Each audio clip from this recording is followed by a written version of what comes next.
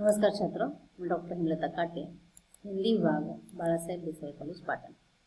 शिवाजी विश्वविद्यालय के BA भाग 3 के हिंदी विषय के अंतर्गत जो 5 पेपर है, उनमें से पेपर नंबर 5 भाषा विज्ञान और हिंदी भाषा, इसके अंतर्गत भाषा तथा हिंदी भाषा का अध्ययन हम करेंगे।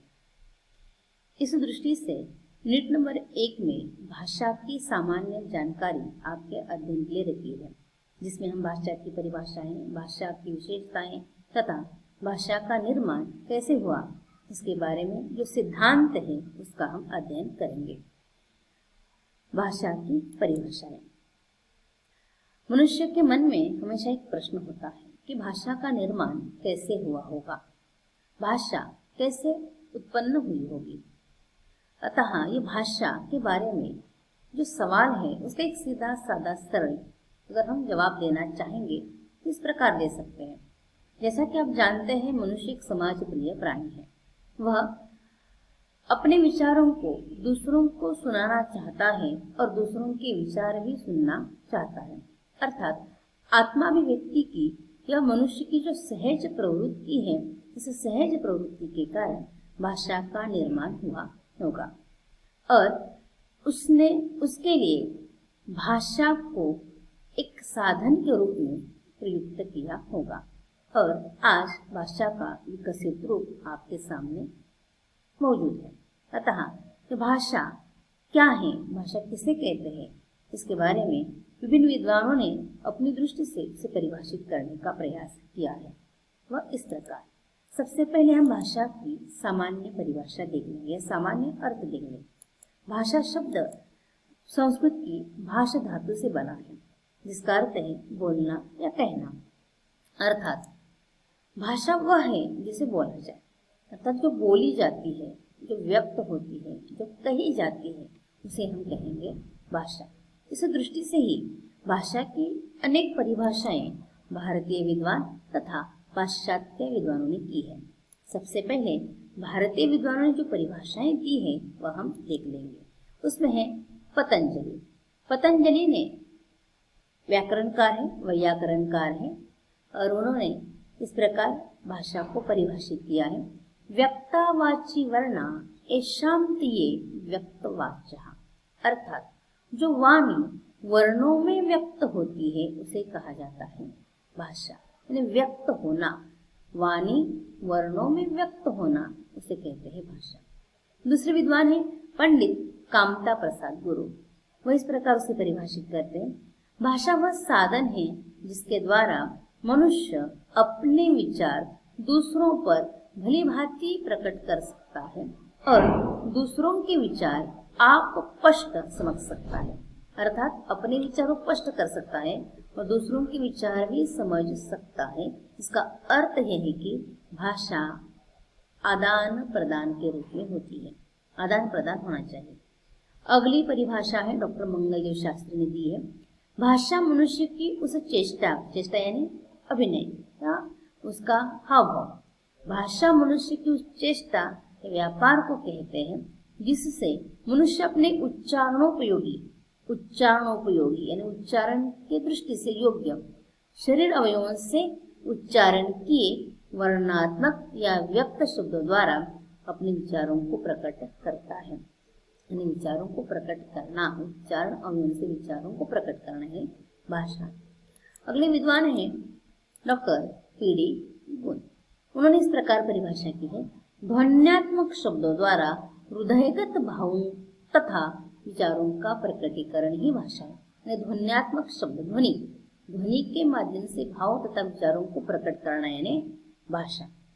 और हिंदी साहित्य के इस भाषा की परिभाषा में भाषा विज्ञान के अंतर्गत, भाषा विज्ञान का जिन्होंने अध्ययन किया है वह डॉक्टर भोलानाथ तिवारी। भारतीय विद्वानों में डॉक्टर भोलानाथ तिवारी का स्थान बहुत महत्वपूर्ण है। उनकी परिभाषा सर्वसमावेशक परिभाषा के रूप में देखी जाती है।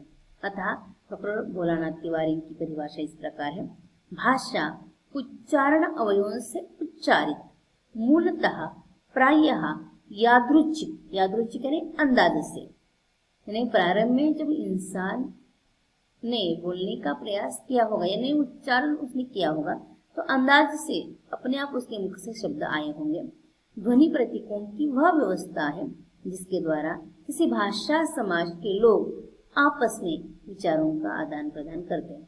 किसी भाषा समाज के लोग यानी समाज के लोग होते हैं, आदान प्रदान होता है और उच्चारण अवयव से उच्चारित होती है। और वह कैसी व्यवस्था है? यादृच्छिक है, अंदाज से बनी हुई व्यवस्था है। जैसे जैसे वह आगे बढ़ता गया उसे अपने जीवन के लिए आवश्यकता उसकी महसूस होने लगी। वैसे वैसे जिस प्रकार इंसान ने अपने जीवन में प्रगति की है उसी प्रकार भाषा का रूप विकसित होता गया होगा। प्रारंभ में यादृच्छिक रूप में ही निर्माण हुई होगी। इस प्रकार यह भाषा की परिभाषा बोलनाथ के बारे में दी है। आगे है पाश्चात्य विद्वान, उन्होंने भाषा की परिभाषा इस प्रकार दी है। इसमें पहले प्लेटो, उन्होंने अपने सोफिस्ट ग्रंथ में विचार और भाषा में थोड़ा अंतर व्यक्त करने का प्रयास किया है। और वह विचार को इस प्रकार व्यक्त करते हैं कि विचार आत्मा की मुख या अध्वन्यात्मक बातचीत है।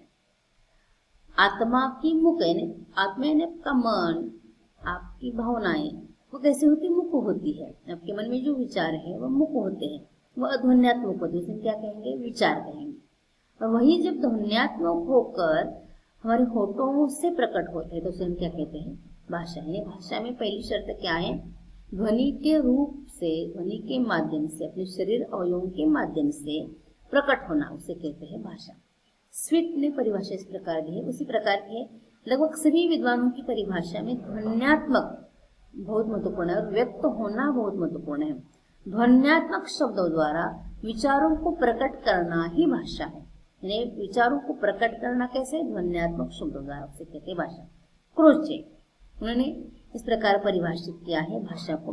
Language is articulate, limited, organised sound employed in expression, अर्थात अभिव्यंजना के लिए प्रयुक्त, स्पष्ट, सीमित, सुसंगठित ध्वनि को ही भाषा कहते हैं।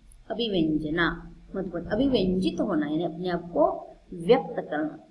इसके लिए जो प्रयुक्त होती से कहा जाता है भाषा। इस प्रकार पाश्चात्य विद्वानों ने भाषा परिभाषा दी है। आगे इन परिभाषाओं पर आधारित जो हमारे सामने सार आता है उसका अर्थ हमें समझ में आता है, वो इस प्रकार है। भाषा का आधार क्या है?